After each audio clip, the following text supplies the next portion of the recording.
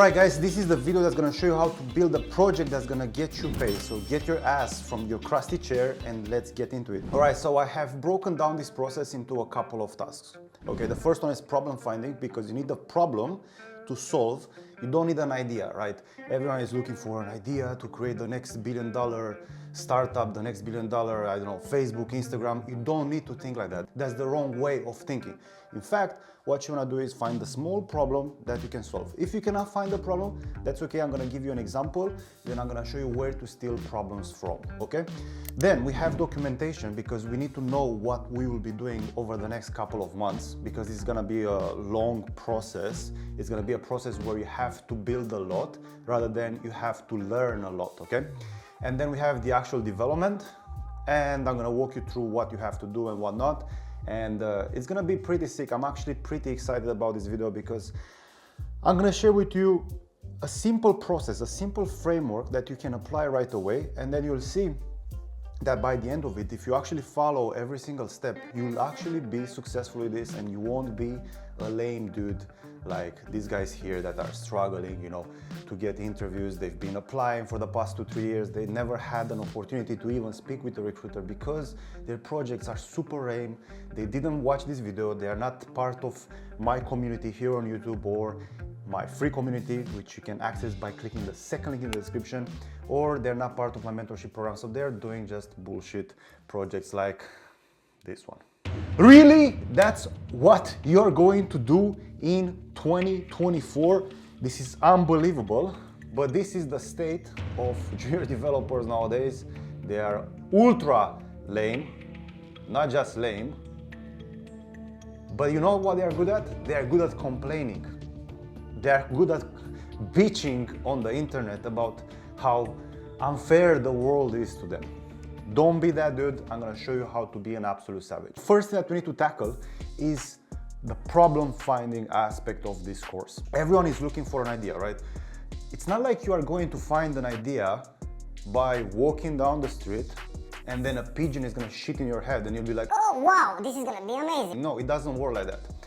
What you have to do is experience life. In order for you to find problems, at least problems that you will have, is by doing stuff. You have to do stuff, and I'm not talking about coding, okay? Because coding is a tool that's helping you solve a problem. But to find the problem, you need to do things. So let me give you an example from my life where I found the problem and I came up with a great idea. I rented a car at some point.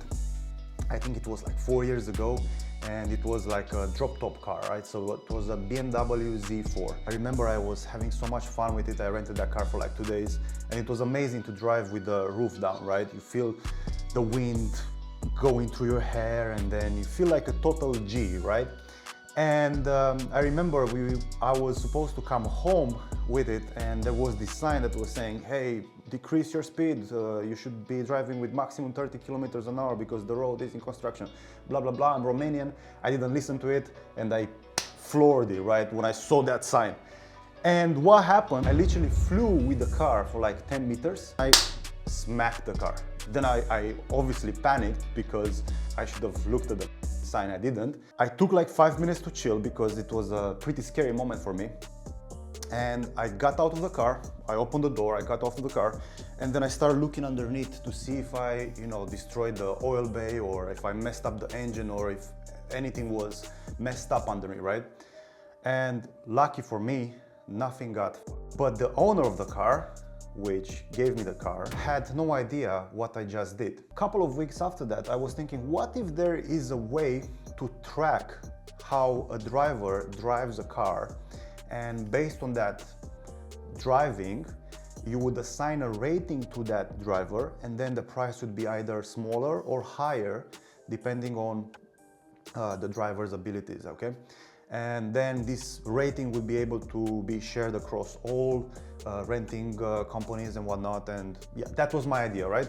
As you can see, I experienced life and I came across a problem, and then I was thinking how to solve it. And you have to pretty much do the same thing if you want to come up with a real problem. Otherwise, the only problems you will come up with if you are a newbie coder and the only experience of life you have is going from home to work. The problems that you will find will be finding Pokemons, making sure that you have the right clothes for the weather outside. And these problems are lame, they are not real problems, and nobody would actually pay you to solve those problems. Now I'm gonna give you a problem that I have in my mentorship program, so you can see that these problems do not have to be crazy or insane. So for example, I have a problem. The problem is that I have to keep track of student attendance via Zoom. So I have Zoom calls, let me show you this. In my community I have Zoom calls. If I go to my calendar, I can see all the Zoom calls, right? And I want to make sure that I keep track of how many people join those Zoom calls, how many minutes they spend in the Zoom call.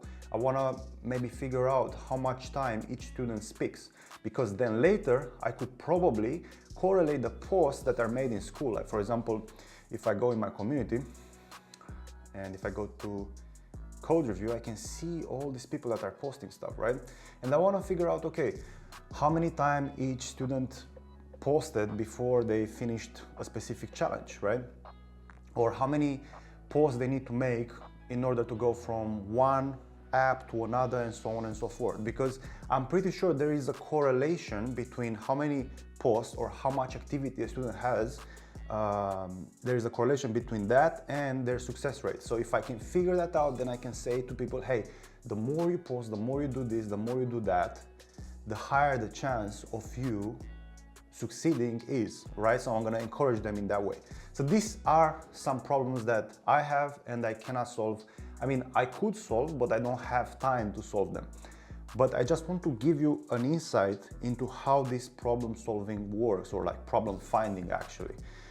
Because probably most of you are thinking about making an e-commerce website, cat finding website, cat Tinder. These are lame projects, and this will make you look like an aspiring developer. And you don't want to look like an aspiring developer. You want to look like a mid-level developer. You want to look like a senior developer. Because this is the standard nowadays, and that's cool. You want to become not only a developer, but a problem finder. Okay, because this is gonna get you paid now, next year, in 3 years from now, 5 years from now. There are two categories of problems that I think are worth solving, either regarding time or regarding money. So you either save time, or you make someone money, or you save someone money. If you cannot come up with any problem because you are inexperienced in life for whatever reason, like I used to be when I was working in the coffee shop, because when I was working in the coffee shop, my idea, my problem, the app that I've built was finding movies using the MovieDB database.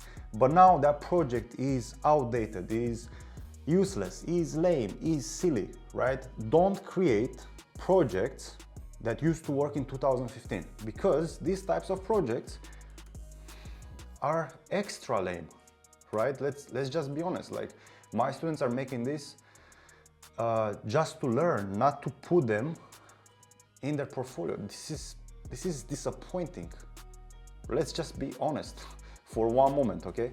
And let's not just make people feel good for the sake of feeling good. Let's just tell people what the situation is, what the reality is. And that's what I'm doing with you here. If you do not have problems, I mean, I'm sure you have problems, but your problems are not worth solving, go to Product Hunt, so producthunt.com, and find an app that you like. So Product Hunt is a place where people like you that are following this process that I'm telling you about in this video, I hope you are following these steps, are creating apps. They are solving real world problems, and then they are posting them here for feedback, and some of them they are actually taking off. So this app that I'm using to record my screen is called Loom, and Loom also started on Product Hunt, and I believe that also Notion started on Product Hunt. So a bunch of apps that are super useful and super popular for business owners started on something similar as this, Product Hunt. Okay, so go here and try to find an app that seems useful to you, okay? And then once you find that app, let's try HyperDoc. So I'm not really a salesperson. I never sold B2B, but this app seems like it's made for people that are doing B2B sales, okay? I will still recommend you to look into this stuff just so you can have an idea about what is out there. And maybe find someone that is actually working in that industry, and then make them use an app like this. Also, you should make an account, try it out, and then start going to the next step, which is the documentation, all right? And then you'll start defining stories. So for example, if I take my problem, right? Keeping track of student attendance via Zoom. I could define a story that looks like this. As a user, I want to be able to see how many people attended a Zoom session. As a user, I want to see the reports for each student. As a user, I want to be able to see how much time each student spoke in a Zoom session, etc., etc. So you start to define all these problems, and then, and only then, once you have these problems defined, which is gonna take you some time, right? You might have to really dig deep and really brainstorm. You might have to like sit and look at the wall and just think about how these apps actually work, okay? Sometimes you might have to play with different apps just to find features, just to find new ideas, because you don't just want to copy this one-on-one. I mean, you could, but maybe you can add your own twist to it, all right? So then once you do that, then you start creating tasks for yourself. So I've made here a Notion. I'm going to leave it linked in the description of this video, and I'm going to show you how this task will look like for you. So this is the Notion board, or like the task list that my students have to use for their crypto app, because they have to build an app, which is pretty sick. So this is an app built by one of my students, and as they're building this app, they have to keep track of the tasks that they are working on. So they don't want to just work on stuff randomly. They build their tasks beforehand, then they start building. Okay, this is how developers work, and you have to teach yourself to work in this way because you want to be organized. You don't want to work on random things. You don't want to forget what you're working on, and so on and so forth. You have to create this process for yourself, okay? And again, I'm going to leave this Notion underneath this video, so there will be a link. And I want to show you how this is done for you, okay? So you'll create a title, for example, like setting up the routes for your application. So you'll have the main page, you'll have the login, sign up, the dashboard, etc., etc. And you'll choose what type of task this is. So this could be a feature, this could be a bug, right? Because as you're building, you think everything is okay, but then you find a bug, right? You click on, I don't know, the logout button, and instead of being redirected to the main page, you are redirected to, I don't know, the login page, and that would be wrong. So that's a bug. You didn't realize that. You created the bug by mistake. Then it could be an improvement. So not every piece of code that you're writing has to create something for the user. It might be refactoring some code because in the meantime, you've learned new things. So then you apply them. You have to refactor. You have to improve your app. And then here, you will have created automatically a new branch, okay, a branch name.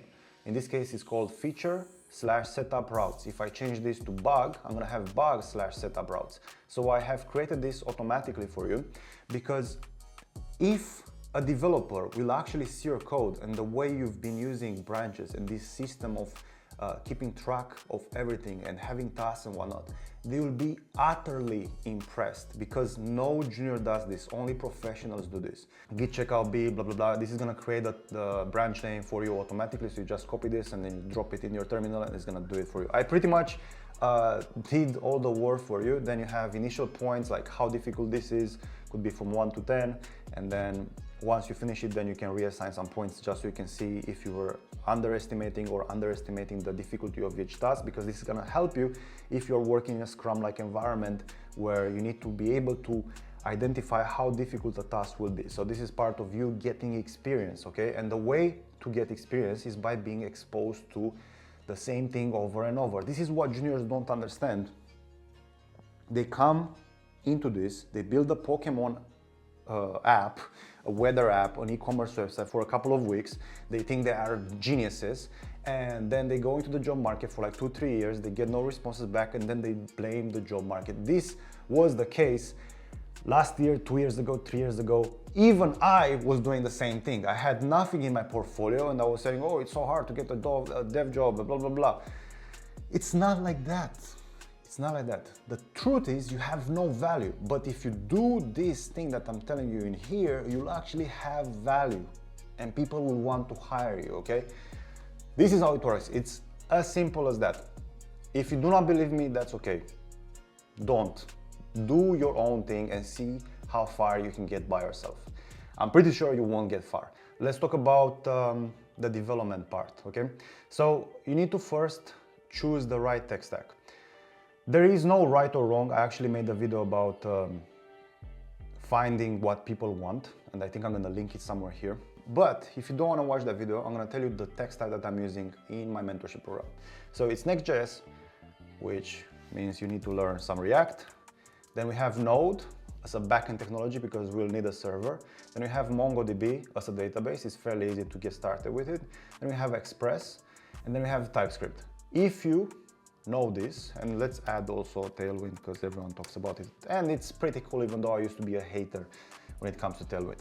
If you learn this 1, 2, 3, 4, 5, 6, obviously JavaScript, HTML and CSS, I'm not going to talk about that, but if you learn these things and then you start building an app with them, you'll be a total fucking savage. I can guarantee you that. Then you'll start setting up your projects. So you'll have to look into something called the linter, okay? This is gonna make sure that your code is always clean, okay? You don't wanna push code with console logs. You don't wanna push code where sometimes you're using a single quote, sometimes double quotes. You don't wanna push code where you have unused variables. This shows that you write only sloppy code, okay? And you don't know exactly how to be a developer. And this is gonna cost you interviews and potentially a job. Why? Because developers are autistic about these details. So you have to be obsessed about the details, and if you install a linter and you do what I'm telling you to do, you'll actually pass the autistic test. Then you have to use Husky, and Husky is like a setting in your code. You can Google it after Husky JavaScript, right? Which is gonna lint your code and build your app before you push your code to Git, okay, or to GitHub, right? You push it to GitHub by using Git, and that's gonna make sure that you're not gonna push shitty code. So research this on your own time. Then you should buy some domains, right? I use GoDaddy. You can use whatever you want, but I use GoDaddy because it's very convenient for me. And then you'll deploy your server and front end on different platforms. So on the server side, I recommend you to use AWS or DigitalOcean. You can research that, and then you'll deploy your front end on Vercel. It's super easy. It's gonna take you like maximum 1 hour to do all this stuff. Again, this video is a bit more advanced. It's not for you if you just started out coding yesterday, but this is for people who are actually actively looking for a job and they have no success doing so, right? So you do that. But this is also good for you if you're a beginner because you know what's coming for you. Then you'll take care of the design, right? This is very important. So you can use the UI library. My students are using, not my students, some of my students are using this shadcn, okay? So I linked it here, shadcn. And it looks pretty sick because you don't want to design stuff by yourself because you're not a designer, okay? So don't think that whatever you are making looks good, okay? Even this app, CoinFlow, made by my student, it used to look like shit. But I have a student, Daniel, probably you saw him in live stream, which loves design and helped him improve this. Ali, who built this app, you can also see him in the live stream, thought his app looked good before, right? So that shows how bad people are at understanding what's good and what's bad. So do not design stuff by yourself. Like, for the love of God, trust me, you are shit at this. Your job is to develop applications, not to design applications. Or if you need extra help, go and buy a team from lexingtonteams.com, okay? This guy, I should get paid by him because I've been mentioning him so many times. This guy will show you or give you templates so you can build your app from scratch, okay? You just need to do the logic part. And after you do this, the difficult part begins now, and is to build this app that you chose for the next 3 to 6 months.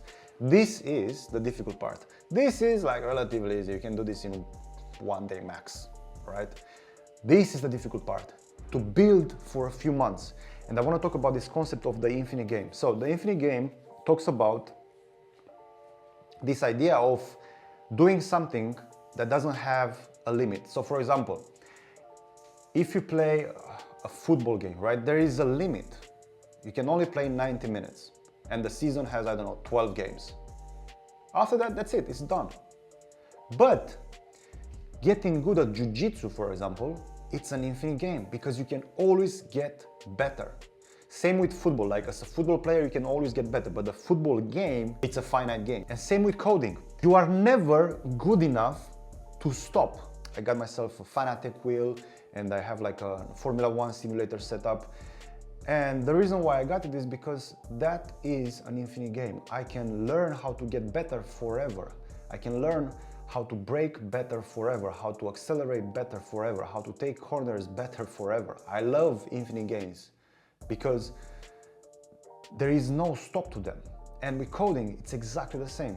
You can get so much better over the next 6 months if you follow this process that I've explained to you here. Then, by learning the basics of coding, or creating a couple of Pokemon apps and whatever, and then go into the job market for the next 2-3 years. And in the meantime, you stop coding because you think you're too good for this, and your skills will start to decay, and then you'll become dumber and dumber. If you get into coding, and if you build this app for the next 6 months, you'll be getting exposed to the same thing over and over and over and over and over and over and over and over again. Like, your life is gonna change dramatically. You'll start to understand how this whole thing actually works. And I know that not many of you will do this. I know there will be some hate comments, there will be like people that are calling me out for being a scammer, whatever. But this is what you have to do. Literally. This is gonna teach you what it takes to become a developer. And this is gonna teach you to become a problem finder. Because I want you to start eventually a business or something like that. I don't want you to be a coder forever. So if you start to develop this instinct for finding problems and then getting to work and sticking with something for a long period of time, consistency, right? Everyone talks about consistency until it's time to be consistent. It doesn't make any sense. This industry of teaching people code is completely fucked up. Nobody talks about this part of the game because they don't understand, frankly, or they don't care, or they are too good at code to understand the bigger picture, I guess. But this is what I would recommend you to do, not because I hate you, but because I know it's gonna work. So feel free to do this and let me know if it works. Come back after 6 months and let me know if this worked. If not, I'll give you a cookie. If you're a complete beginner and you want to learn code as fast as possible, you can check out my free community by clicking the second link in the description. If you want me to help you, to guide you through this process and to learn as fast as possible, then apply for my mentorship program. That's the first thing in the description. I don't think we have spots right now, but just check it in case we have. And if you are already like really good at coding, or you think you are, but you are not getting any luck in the job market, probably you are one of these guys with the Pokédex and all this other bullshit, then you should definitely apply for my mentorship because I'm gonna show you exactly how to go through this. And yeah, your life is gonna be dramatically changed, guaranteed. So that's it for today. Thank you for listening to my waffles, and I'm going back to my Formula 1 simulator.